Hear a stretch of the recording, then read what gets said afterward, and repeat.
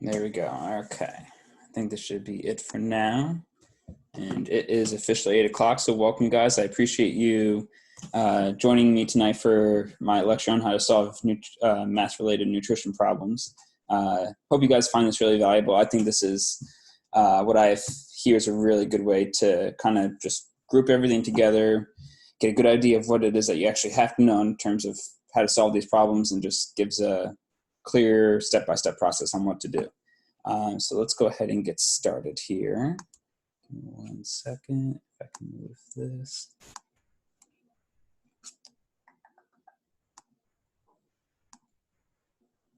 Okay, so quick little bit about me. My name is Dan Camlone, and my business is the Strength Coach Tutor, where I do one-on-one tutoring for exam candidates who are studying for their NSCA CSCS exam. And I also run what's called a Google Classroom, where I provide quizzes and miscellaneous different test preparation materials to help people prepare for their NSCA CSCS exam.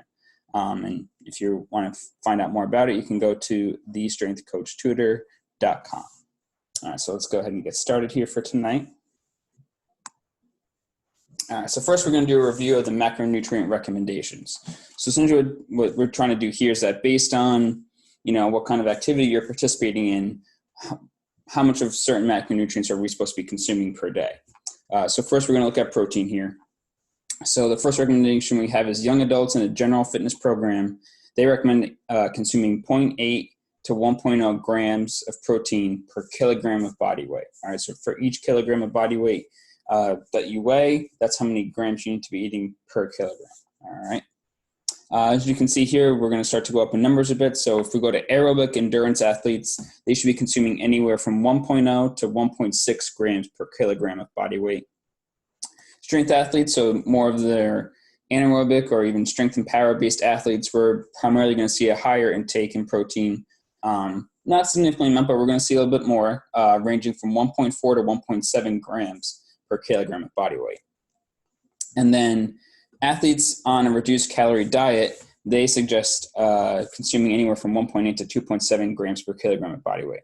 So the main reason for this being here too, while we see this greatest increase on a reduced calorie diet, is by increasing the amount of protein. The hypothesis or the theory being is that we're going to help do our best, one, to preserve muscle mass when we're in a caloric deficit, when we're trying to lose weight. And also protein keeps us the most full. So it's going to help us prevent from, cheating on our diet, so to speak, if you will. It's going to help us stay full for a longer period of time compared to other macronutrients. All right, let's look at carbohydrates here. So for aerobic athletes training for longer or anything equal to or greater than 90 minutes, we're going to look at 8 to 10 grams per kilogram of body weight. So that's quite a bit of carbohydrates. We also see the same recommendation for any of our high-intensity intermittent activities, especially on a larger field such as like a soccer athlete or lacrosse athlete, where they're doing a little bit more of a longer distance amount of running. And then lastly there, you have your strength, sprint, and skill athletes, which is from 5 to 6 grams per kilogram of body weight. So this is more so, your track and field athletes that are going to be doing your long jump, triple jump, 100 to 400 meters, your hammer throwers, etc., right? Now fats, and again, all of these recommendations are based on what the Essentials of Strength and Conditioning textbook tells us. This is where I get all information, and this is where these recommendations are coming from. When they talk about recommendations in terms of fats, they don't really give you a whole lot of direction. The only recommendation that they give you in terms of fats, and this recommendation has been around for a while, is that less than 10% of your total calories should be coming from saturated fats, all right? So saturated fats are typically, quote, the bad fats. We don't want to eat a lot of these. These are in usually more of our processed and junk foods and our, fatty red meats. Through undergrad, though, when I was doing my undergraduate education, when I was taking my sports nutrition courses, one fat recommendation that I recall from during that time was and this is based on general population, not necessarily an athletic population, but for a general population, consuming anywhere from 10 to 35% of your total calories being from fats. And that's including under that umbrella of saturated fats as well. So take that as you will, but when we go ahead and look at some of these problems here, we're going to prioritize figuring out how much protein and how many carbohydrates one needs to consume first, and then we'll worry about fat last, as that's the most vague area for us. So kind of based on sport, quick recommendation here, basically summarizing what we were just looking at before, but making it more activity-based. So if you're an aerobic endurance athlete, carbohydrates should be 8 to 10 grams per kilogram of body weight, and protein is 1.0 to 1.6 grams per kilogram of body weight. Just for strength and speed athletes, carbohydrates, again, pretty decent decrease, right? Because we're not expending as much energy compared to an aerobic athlete. We're not running a marathon or anything, right? So we need less fuel or less energy compared to them. So we're going to be looking at 5 to 6 grams per kilogram of body weight. And for protein, we're looking at 1.4 to 1.7 grams per kilogram of body weight. Okay. So here, if you ever come across a question and you're kind of unsure if they're consuming the total amount of calories, that they're eating enough calories that they should be, one way to figure this out is to refer to this table here. This rarely happens in my experience helping students prepare for the exam, and in my own personal experience taking my exam. They're going to give you the total caloric intake or the means necessary to calculate the athlete's total caloric intake. But if you ever do feel stuck and you're not really sure where to go, this is kind of a nice safety net here. So what this is showing is that based on someone's individual activity level, this is how many calories they need to be eating based on their current body weight. And so this is even great for us, like as in terms of general population.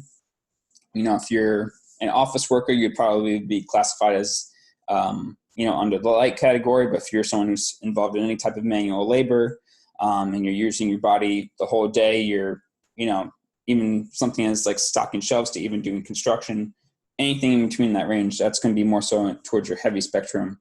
And obviously you can see as you get towards heavy, the amount of calories that you need per pound is going to increase because you're expending more energy throughout the day. And also take that in regards to sports too, right? So a javelin thrower, odds are, is not going to need as many calories per se as a marathon runner. A marathon runner is going to expend a ton more calories compared to a javelin thrower. So always take into the context too what sport the athlete is participating in. Usually your aerobic athletes are going to expend a greater total amount of calories compared to any of your anaerobic or strength and power athletes. Okay, so that's another thing to keep in mind. So if someone is looking to change body composition, whether it's general population or an athlete, these are the general recommendations that they're giving in the Essentials of Strength and Conditioning textbook. So if you're looking to gain weight, the blanket recommendation is to first start consuming an additional 500 calories on top of what you're already doing. And then for protein, they recommend consuming 1.5 to 2.0 grams per kilogram of body weight. So really, this is the highest recommendation besides the reduced calorie diet. If you're looking to gain weight, that's the next highest recommendation for protein. The highest recommendation that we see for protein is if we're losing weight here.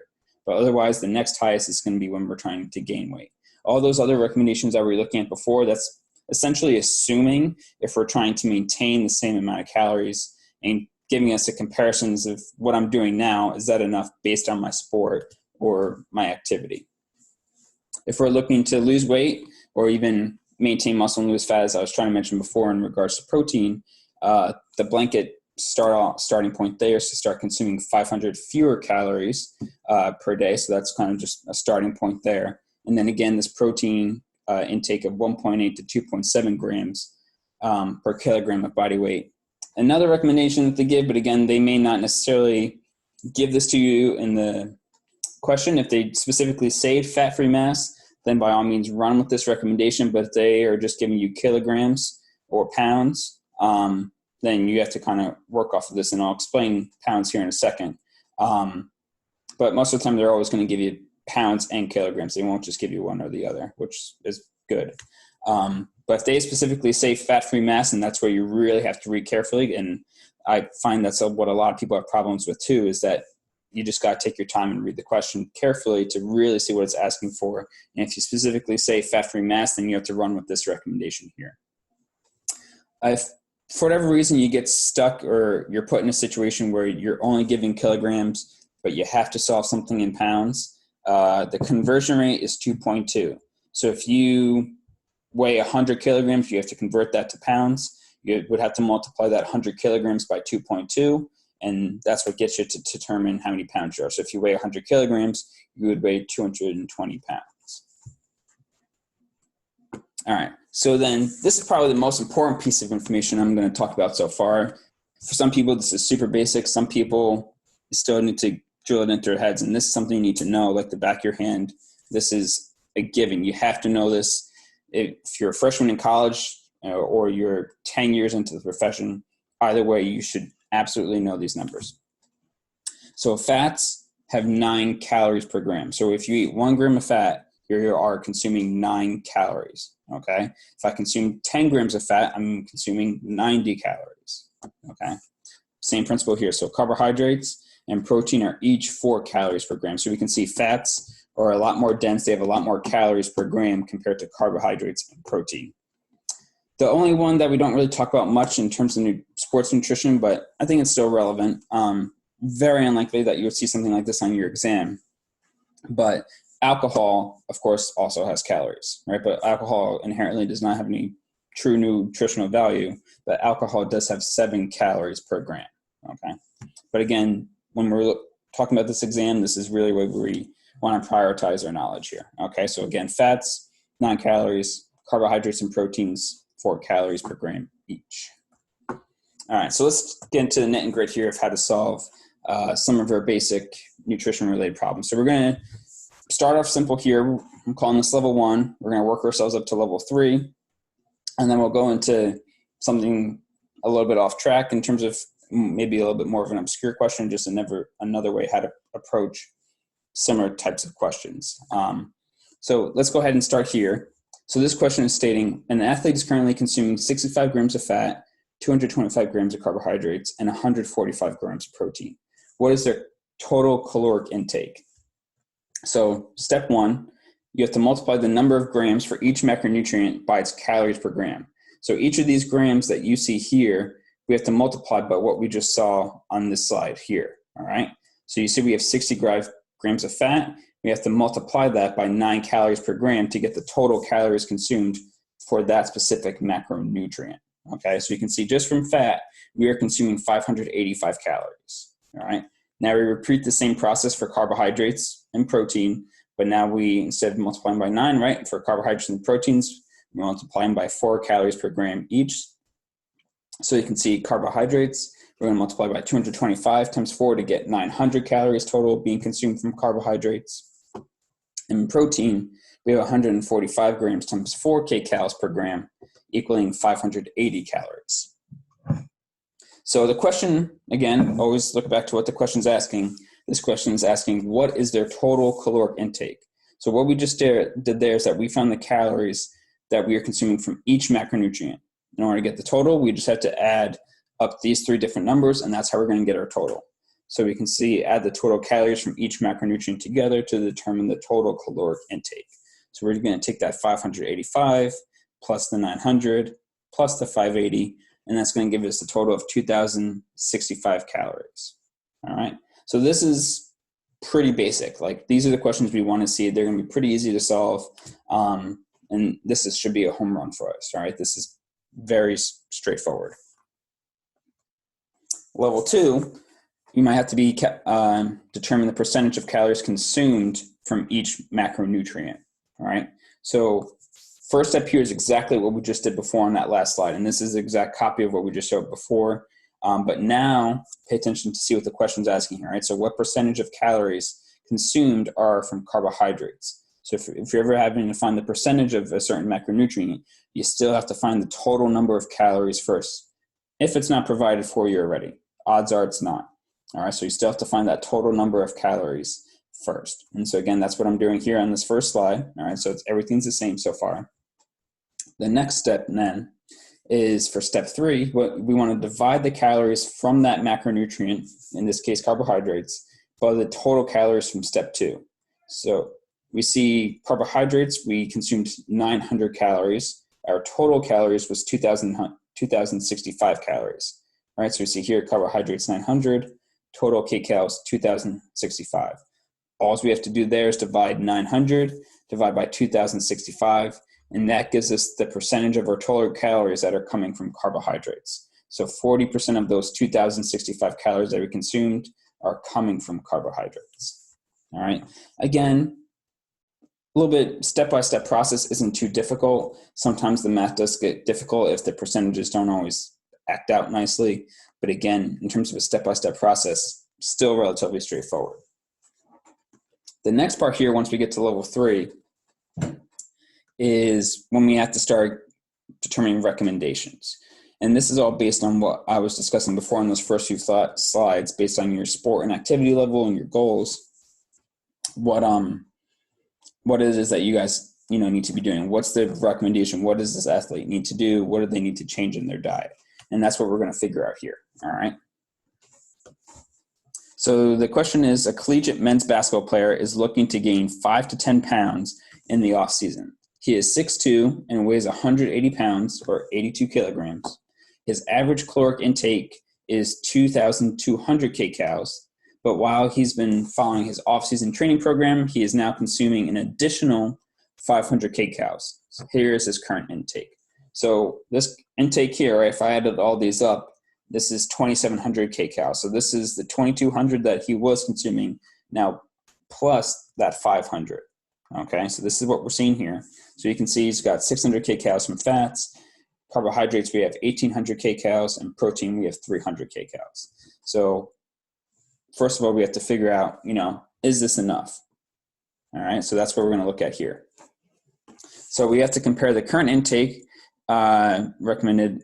So compare his current intake to the recommended intake based on his goal in sport. All right, so he's looking at gain weight, and he's a basketball player. So he's not technically a strength and power athlete, but he's also not an aerobic endurance athlete. So his recommendation is going to be somewhere in the middle, and I'll touch on that here. And this is what this looks like filled in, but on the next slide here, I'll explain each bit. But you can see for my recommended intake for carbohydrates and for protein, I'm meeting somewhere in the middle here because, again, basketball is kind of like in the middle of the spectrum. We're not one complete end and the other.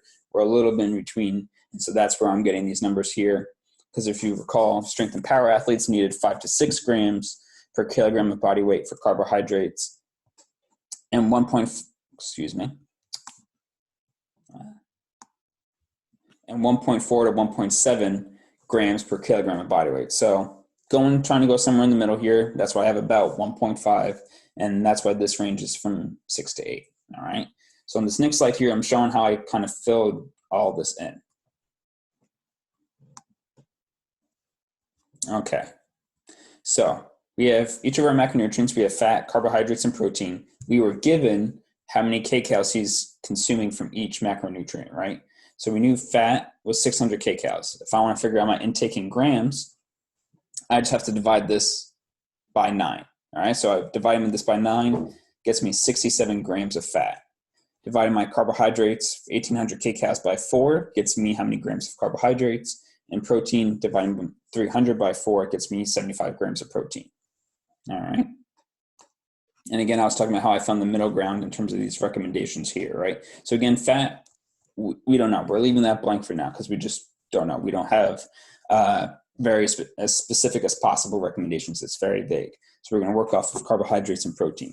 Again, carbs and protein in the middle ground.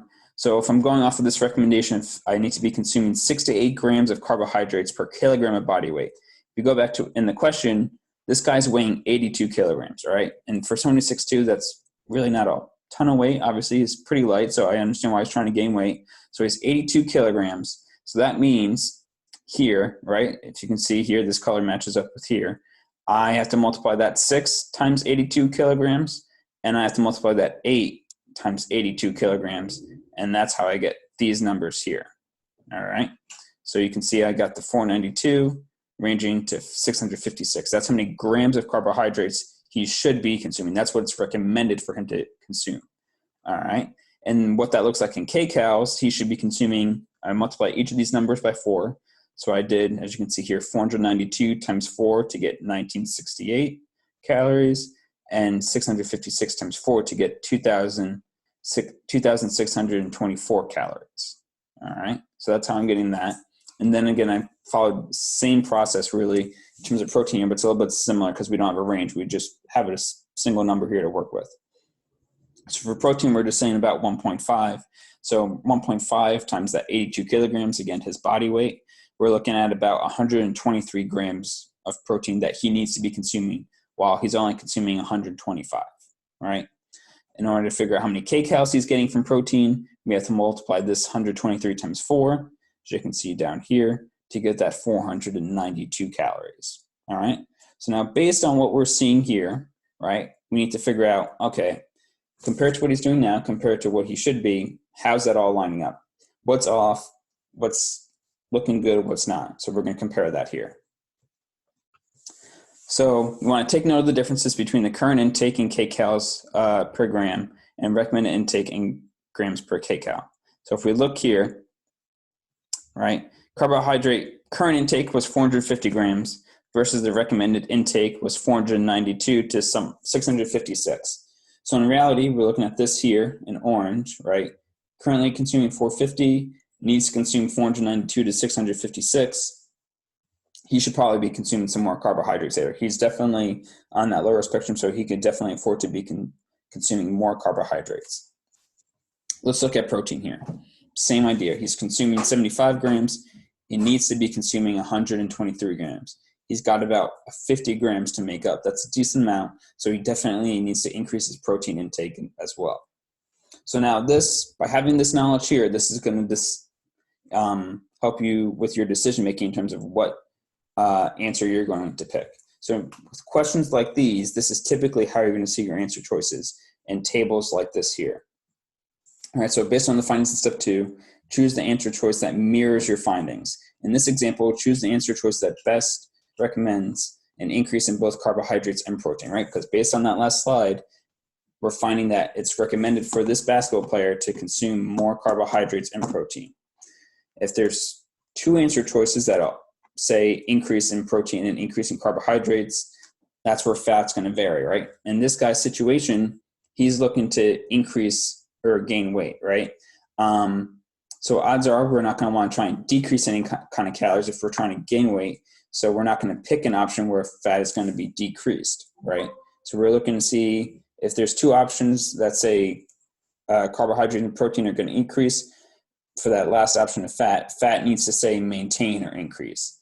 In this situation, if the guy was trying to lose weight, then we would look for the option that says, okay, fat's going to decrease, okay? So in terms of this general recommendation here, and these are just mock answer choices based on the scenario of this question, we can see in the last choice here, choice C, carbohydrates and protein, that's the only scenario where we're seeing a recommendation for both of those to increase. That's right. Bang, your lights got to go off. That's what I was looking for. Now let's see, anything else have that similar recommendation? No, that's the only scenario. Again, fat lines up pretty well too. It says maintain. Everything's checking off all right. That's going to be our answer choice C. All right. Now, in terms of a question like this, you could have an additional first step, okay?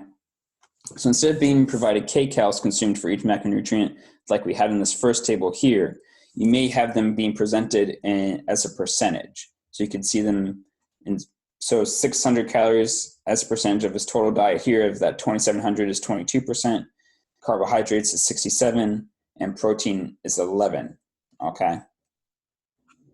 So you would be given these percentages along, and you would have to be given the total number of calories. You can't figure this out if you don't have the total number of calories. They have to give that to you, okay? So this is how you work with that, right? Especially if you have trouble with math and you need to make the math as simple as possible in your head.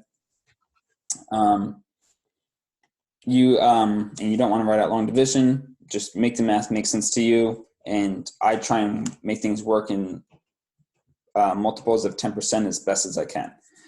So for example, here, if we need to figure out the number of kcals from fats, we are given the total caloric intake of 2,700 kcals, and that 22% of those 2,700 kcals is coming from fat, okay? So how in the world do I do 22% of 2,700? I don't know. I don't want to take the time to figure out that math. I'm not going to waste my time doing that on the exam.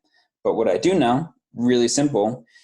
10% of 2,700 is really easy to figure out, right? We just take away a 0 from here to figure out what 10% of that is, and that's 270 calories. That's super easy. Okay, but 10% is not 22. But you know what's really close to 22 is 20, all right? So if we could just multiply this by 2, because if we did that, that would then give us 20%, and 20% is pretty darn close to 22%. And in terms of your answer choices, they're not going to be that so similar where it's going to be a couple grams difference or a couple calories difference, all right? So if you really have problems with math, I recommend trying to make problems like this, do multiples of 10 where you can do the math really quick, make it make sense, and super easy and straightforward.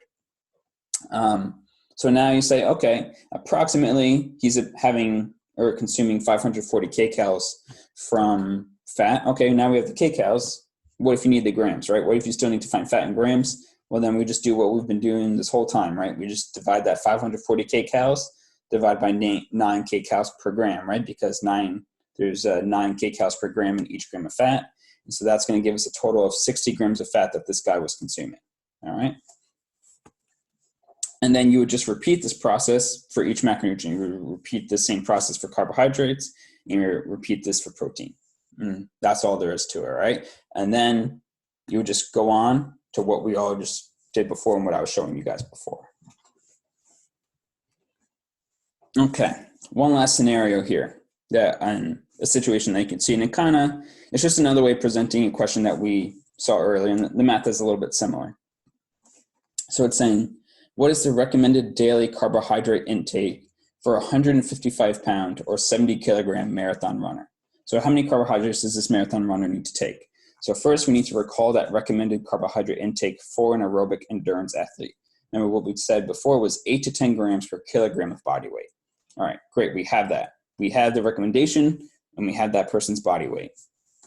So what we have to do is multiply the recommendation by that person's body weight to get the recommended carbohydrate intake in grams. Your answer choice should fall in this range. So you would have to do 8 times 70 kilograms, and then you would have to do 10 times 70 kilograms, right? So that's what I'm doing here. So 8 times 70 is 560 grams, 10 grams per kilogram body weight times 70 kgs is 700 grams, all right? So your recommendation has to fall within that range.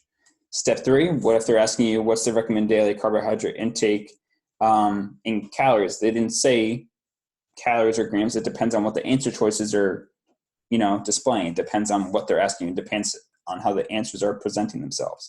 If the answers are in grams, your work's done. You stop here, right? You don't need to go any further. But if your answer choices are in kcals, you got one more step to do, right? So if we need to figure out in kcals, the next step is, right, since we're dealing with carbohydrates and we have the grams for carbohydrates, we have to multiply each of these numbers here by 4, and that's what we do down here. All right, so we have 560 times 4 to get 2,240 kcals, and then you have to do 700 grams times 4 kcals per gram to get 2,800 kcals, okay? So the answer choice that you're looking for should fall within that range, all right? The answer choice should fall within that range because that's gonna fall within that 8 to 10 grams per kilogram of body weight recommendation.